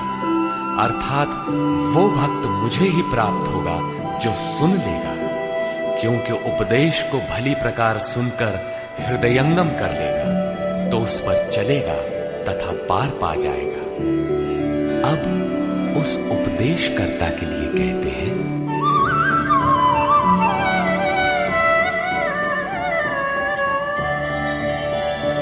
न च तस्मान् मनुष्येषु कश्चिन्मे प्रियकृत्तमः भविता न च मे तस्मात् अन्यः प्रियतरो भूयि। न तो उससे बढ़कर मेरा अतिशय प्रिय कार्य करने वाला मनुष्यों में कोई है, और न उससे बढ़कर मेरा अत्यंत प्यारा पृथ्वी में दूसरा कोई होगा। किससे? जो मेरे भक्तों में मेरा उपदेश करेगा, उनको उधर उस पथ पर चलाएगा, क्योंकि कल्याण का यही एक स्रोत है, राजमार्ग है। अब देखें अध्ययन। अध्येष्यते च य इमम् धर्म्यं संवादमावयोः ज्ञानयज्ञेन तेनाहम् इष्टः स्यामिति मे मतिः। जो पुरुष इस धर्ममय हम दोनों के संवाद को अध्येष्यते भली प्रकार मनन करेगा, उसके द्वारा मैं ज्ञान यज्ञ से पूजित होऊंगा, अर्थात ऐसा यज्ञ जिसका परिणाम ज्ञान है, जिसका स्वरूप पीछे बताया गया है, जिसका तात्पर्य है साक्षात्कार के साथ मिलने वाली जानकारी। ऐसा मेरा निश्चित मत है। श्रद्धावाननसूयश्च शृणुयादपि यो नरः सोऽपि मुक्तः शुभान् लोकान् प्राप्नुयात् पुण्यकर्मणा। जो पुरुष श्रद्धा से युक्त और ईर्ष्या रहित होकर केवल सुनेगा, वो भी पापों से मुक्त हुआ उत्तम कर्म करने वालों के श्रेष्ठ लोकों को प्राप्त होगा। अर्थात करते हुए भी पार न लगे तो सुना भर करे। उत्तम लोक तब भी है क्योंकि वो चित्त में उन उपदेशों को ग्रहण तो करता है। यहां 67 से 71 तक 5 श्लोकों में भगवान श्री कृष्ण ने ये बताया कि गीता का उपदेश अनाधिकारियों को नहीं कहना चाहिए, किंतु जो श्रद्धावान है उनसे अवश्य कहना चाहिए। जो सुनेगा वो भक्त मुझे प्राप्त होगा, क्योंकि अति गोपनीय कथा को सुनकर पुरुष चलने लगता है। जो भक्तों में कहेगा उससे अधिक प्रिय कहने वाला मेरा कोई नहीं है। जो अध्ययन करेगा उसके द्वारा मैं ज्ञान यज्ञ से पूजित होऊंगा। यज्ञ का परिणाम ही ज्ञान है। जो गीता के अनुसार कर्म करने में असमर्थ है किंतु श्रद्धा से मात्र सुनेगा, वो भी पुण्य लोकों को प्राप्त होगा। इस प्रकार भगवान श्री कृष्ण ने इसके कहने सुनने तथा अध्ययन का फल बताया। प्रश्न पूरा हुआ। अब अंत में वे अर्जुन से पूछते हैं कि कुछ समझ में आया?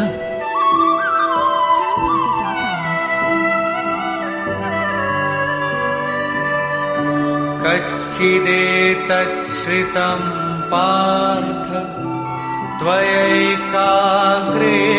चेतसा कच्चिदज्ञानसम्मोहः प्रनष्टस्ते धनञ्जय।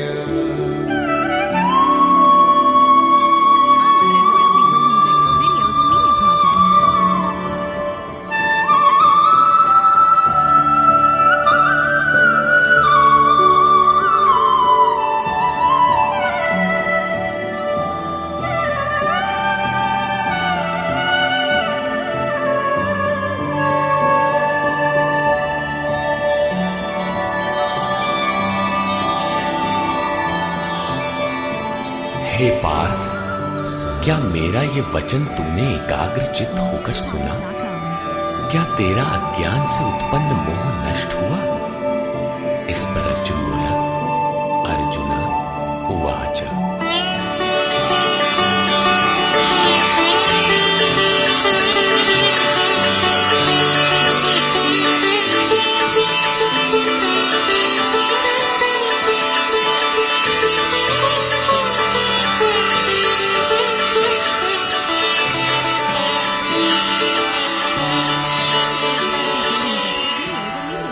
नष्टो मोहः स्मृतिर्लब्धा त्वत्प्रसादान्मयाच्युत स्थितोऽस्मि गतसन्देहः करिष्ये वचनं तव।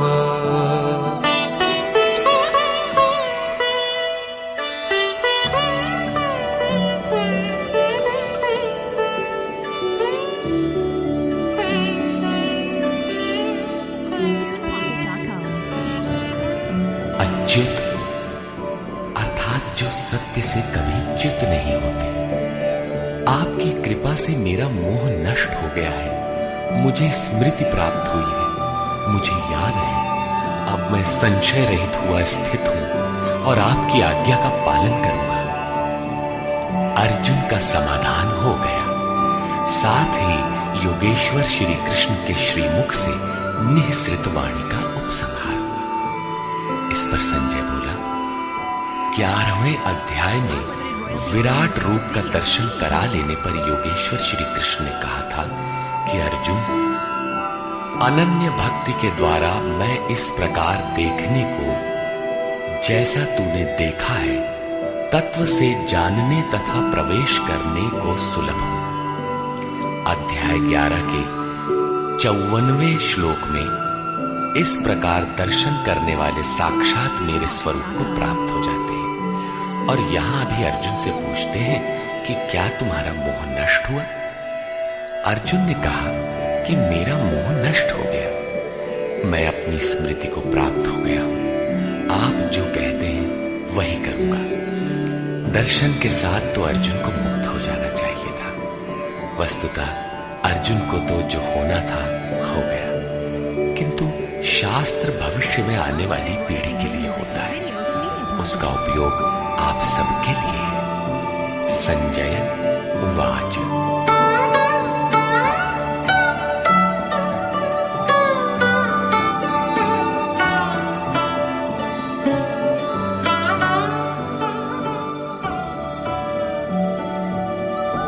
इत्यहं वासुदेवस्य पार्थस्य च महात्मनः संवादमिममश्रौषम् अद्भुतं रोमहर्षणम्। इस प्रकार मैंने वासुदेव और महात्मा अर्जुन, अर्थात अर्जुन एक महात्मा है, योगी है, साधक है, न कि कोई धनुर्धर जो मारने के लिए खड़ा हो। अतः महात्मा अर्जुन के इस विलक्षण और रोमांचकारी संवाद को सुना। आप में सुनने की क्षमता कैसे आई? आगे कहते हैं,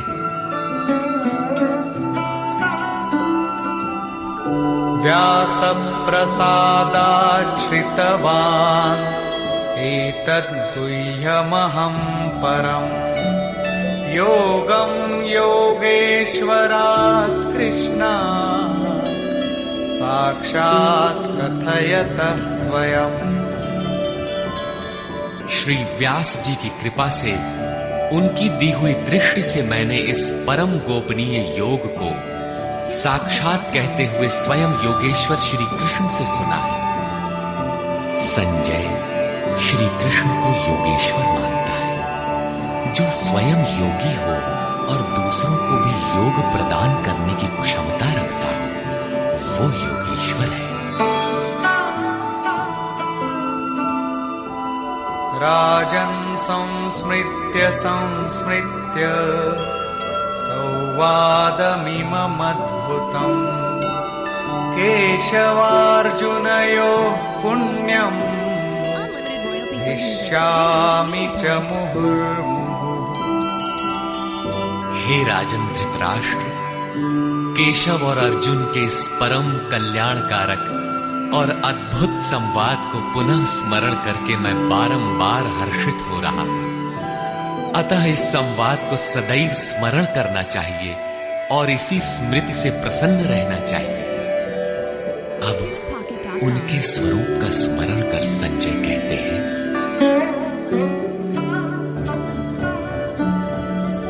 तच्च संस्मृत्य संस्मृत्य रूपमत्यद्भुतं हरे विस्मयो मे महान् राजन् हृष्यामि च पुनः पुनः।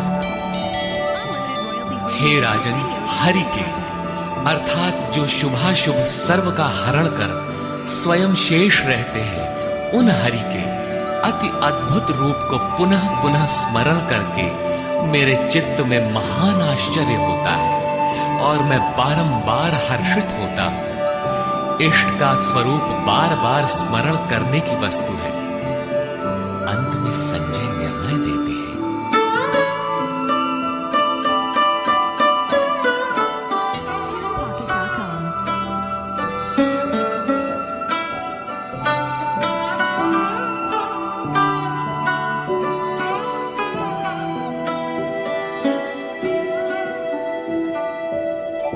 यत्र योगेश्वर कृष्णो यत्र पार्थो धनुर्धरः तत्र श्रीर्विजयो भूतिः ध्रुवा नीतिर्मतिर्मम। तत्र श्रीर्विजयो भूतिः ध्रुवा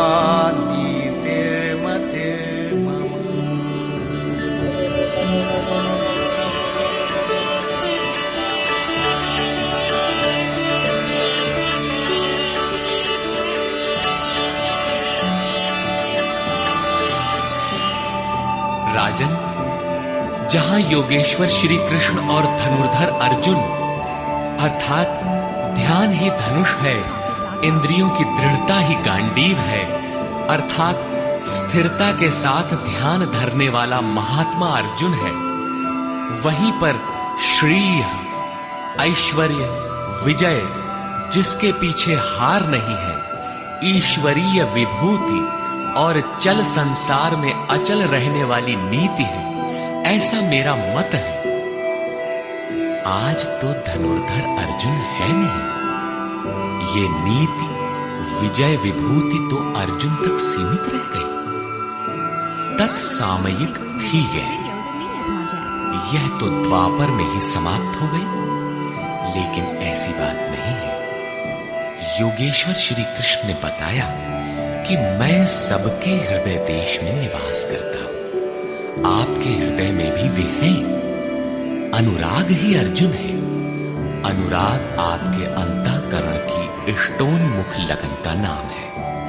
यदि ऐसा अनुराग आप में है तो सदैव वास्तविक विजय है और अचल स्थिति दिलाने वाली नीति भी सदैव रहेगी, न कि कभी थी। जब तक प्राणी रहेंगे परमात्मा का निवास उनके हृदय देश में रहेगा।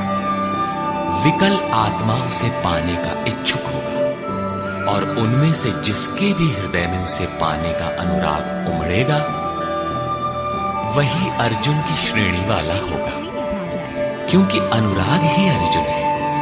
अतः मानव मात्र इसका प्रत्याशी बन सकता है। निष्कर्ष, यह गीता का समापन अध्याय है।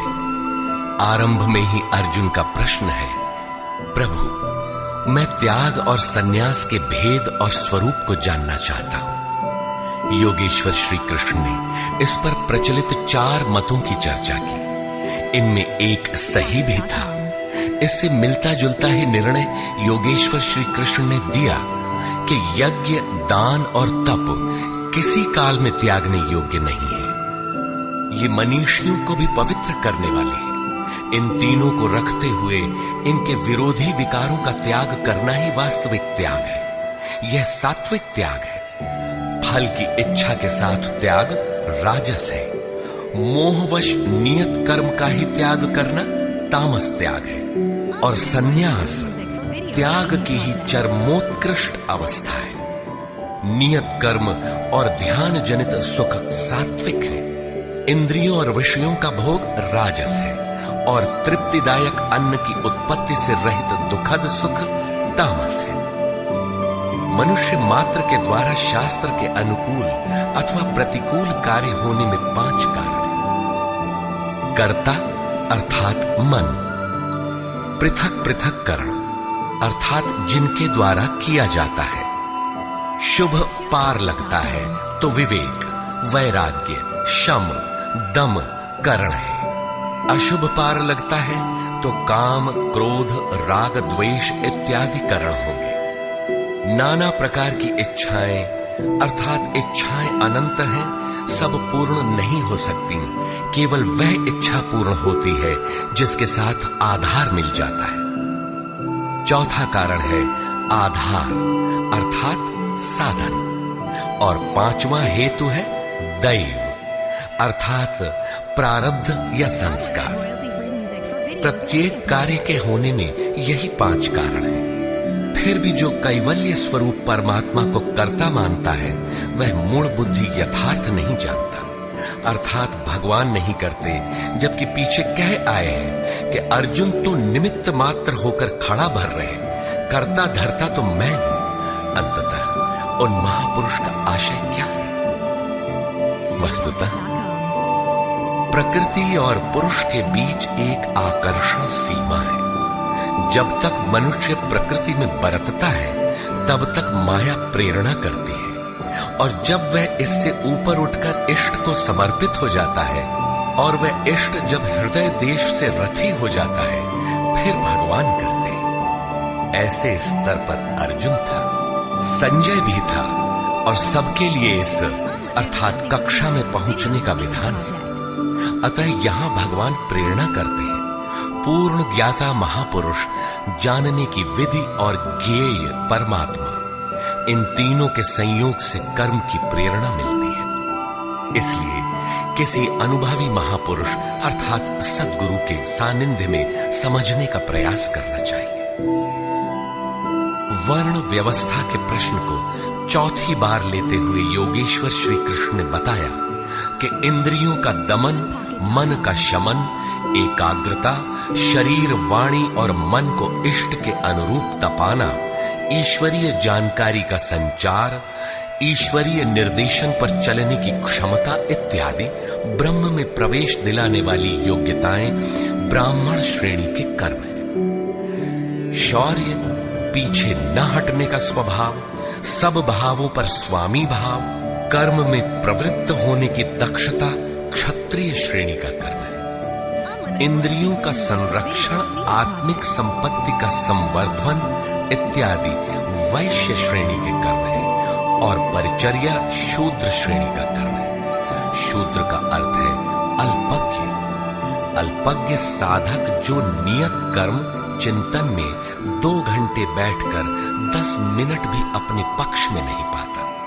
शरीर अवश्य बैठा है, लेकिन जिस मन को टिकना चाहिए वह तो हवा से बातें कर रहा है। ऐसे साधक का कल्याण कैसे हो? उसे अपने से उन्नत अवस्था वालों की अथवा सद्गुरु की सेवा करनी चाहिए। शनैः शनैः उसमें भी संस्कारों का सृजन होगा, वह गति पकड़ लेगा। अतः इस अल्पज्ञ का कर्म सेवा से ही प्रारंभ होगा। कर्म एक ही है, नियत कर्म, चिंतन। उसके कर्ता की 4 श्रेणियां अति उत्तम, उत्तम, मध्यम और निकृष्ट ही ब्राह्मण, क्षत्रिय, वैश्य और शूद्र है। मनुष्य को नहीं बल्कि गुणों के माध्यम से कर्म को 4 भागों में बांटा गया। गीतोक्त वर्ण इतने में ही है। तत्व को स्पष्ट करते हुए उन्होंने कहा कि अर्जुन, उस परम सिद्धि की विधि बताऊंगा जो ज्ञान की परानिष्ठा है। विवेक, वैराग्य, शम, दम, धारावाही चिंतन और ध्यान की प्रवृत्ति इत्यादि ब्रह्म में प्रवेश दिला देने वाली सारी योग्यताएं जब परिपक्व हो जाती हैं और काम, क्रोध, मोह, राग, द्वेषादि प्रकृति में घसीट कर रखने वाली प्रवृत्तियां जब पूर्णतः शांत हो जाती हैं, उस समय वह व्यक्ति ब्रह्म को जानने योग्य होता है। उसी योग्यता का नाम पराभक्ति है। पराभक्ति के द्वारा ही वह तत्व को जानता है। तत्व है क्या? तो बताया, मैं जो हूं, जिन विभूतियों से युक्त हूं, उसको जानता है। अर्थात परमात्मा जो है अव्यक्त, शाश्वत, अपरिवर्तनशील, जिन अलौकिक गुण धर्मों वाला है, उसे जानता है और जानकर वह तत्क्षण मुझ में स्थित हो जाता है। अतः तत्व है परम तत्व, न कि 5 या 25 तत्व। प्राप्ति के साथ आत्मा उसी स्वरूप में स्थित हो जाता है, उन्हीं गुण धर्मों से युक्त हो जाता है। ईश्वर का निवास बताते हुए योगेश्वर श्री कृष्ण ने कहा, अर्जुन, वह ईश्वर संपूर्ण भूतों के हृदय देश में निवास करता है, किंतु माया रूपी यंत्र में आरूढ़ होकर लोग भटक रहे हैं, इसलिए नहीं जानते। अतः अर्जुन, तू हृदय में स्थित उस ईश्वर की शरण जा। इससे भी गोपनीय एक रहस्य और है कि संपूर्ण धर्मों की चिंता छोड़कर तू मेरी शरण में आ, तू मुझे प्राप्त होगा। यह रहस्य अनाधिकारी से नहीं कहना चाहिए, जो भक्त नहीं है उससे नहीं कहना चाहिए, लेकिन जो भक्त है उससे अवश्य कहना चाहिए। उससे दुराव रखें तो उसका कल्याण कैसे होगा? अंत में योगेश्वर श्री कृष्ण ने पूछा, अर्जुन, मैंने जो कुछ कहा उसे तूने भली प्रकार सुना, समझा? तुम्हारा मोह नष्ट हुआ कि नहीं? अर्जुन ने कहा, भगवान, मेरा मोह नष्ट हो गया है। मैं अपनी स्मृति को प्राप्त हो गया हूं। आप जो कुछ कहते हैं वही सत्य है और अब मैं वही करूंगा। संजय, जिसने इन दोनों के संवाद को भली प्रकार सुना है, अपना निर्णय देता है कि श्री कृष्ण महायोगेश्वर और अर्जुन एक महात्मा है। उनका संवाद बारंबार स्मरण कर वह हर्षित हो रहा है, अतः इसका स्मरण करते रहना चाहिए। उन हरि के रूप को याद करके भी वह बारंबार हर्षित होता है, अतः बारंबार स्वरूप का स्मरण करते रहना चाहिए। ध्यान करते रहना चाहिए। जहां योगेश्वर श्री कृष्ण हैं और जहां महात्मा अर्जुन हैं, वहीं श्री है। विजय, विभूति और ध्रुव नीति भी वही है। सृष्टि की नीतियां आज हैं तो कल बदलेंगी। ध्रुव तो एकमात्र परमात्मा है। उसमें प्रवेश दिलाने वाली नीति ध्रुव नीति भी वही है। यदि श्री कृष्ण और अर्जुन को द्वापर कालीन व्यक्ति विशेष मान लिया जाए, तब तो आज न अर्जुन है और न श्री कृष्ण। आपको न विजय मिलनी चाहिए और न विभूति, तब तो गीता आपके लिए व्यर्थ है। लेकिन नहीं, श्री कृष्ण एक योगी थे। अनुराग से पूरित हृदय वाला महात्मा ही अर्जुन है। ये सदैव रहते हैं और रहेंगे। श्री कृष्ण ने अपना परिचय देते हुए कहा कि मैं हूं तो अव्यक्त, लेकिन जिस भाव को प्राप्त हूं वह ईश्वर सबके हृदय देश में निवास करता है। वह सदैव है और रहेगा। सबको उसकी शरण जाना है। शरण जाने वाला ही महात्मा है, अनुरागी है, और अनुराग ही अर्जुन है। इसके लिए किसी स्थित प्रज्ञ महापुरुष की शरण जाना नितांत आवश्यक है, क्योंकि वही इसके प्रेरक है। इस अध्याय में सन्यास का स्वरूप स्पष्ट किया गया कि सर्वस्व का न्यास ही सन्यास है। केवल बाना धारण कर लेना सन्यास नहीं है, बल्कि इसके साथ एकांत का सेवन करते हुए नियत कर्म में अपनी शक्ति समझकर अथवा समर्पण के साथ सतत प्रयत्न अपरिहार्य है। प्राप्ति के साथ संपूर्ण कर्मों का त्याग ही सन्यास है, जो मोक्ष का पर्याय है। यही सन्यास की पराकाष्ठा है। अतः ओम तत्सदिति श्रीमद्भगवद्गीतासूपनिषत्सु ब्रह्म विद्यायाम योग शास्त्रे श्री कृष्णार्जुन संवादे संन्यास योगो नाम 18 अध्यायः। इस प्रकार स्वामी अड़गड़ानंद कृत श्रीमद्भगवद्गीता के भाष्य यथार्थ गीता का 18वां अध्याय पूर्ण होता है। हरि ओम तत्सत्।